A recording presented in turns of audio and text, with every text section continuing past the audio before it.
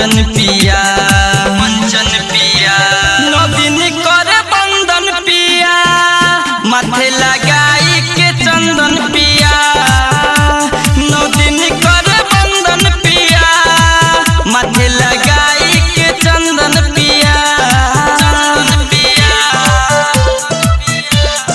चंदन पिया नदीन कर बंदन पिया माथे लगाई के चंदन पिया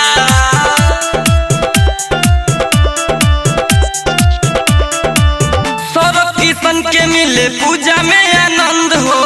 लिखे मैनेजर गीत गावे गोविंद हो सौरभ किशन के मिले पूजा में आनंद हो लिखे मैनेजर गीत गावे गोविंद हो कृपा हो जाई जाए लंदन पिया